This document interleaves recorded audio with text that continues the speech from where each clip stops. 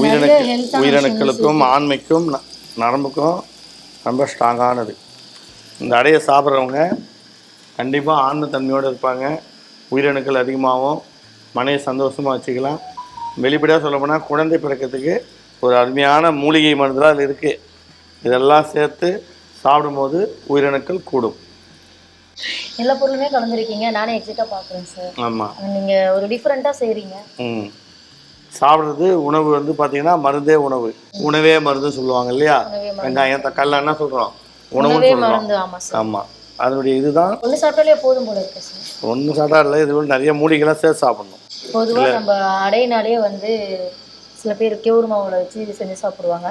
ஆனால் நீங்கள் பாதாம் பிஸ்தா நிறைய விஷயங்கள் இதில் வந்து மூலிகை மூலிகை நிலப்பனக்கிழங்கு இதெல்லாம் நிறைய பொடி கூட இதில் கலந்துருக்கீங்க.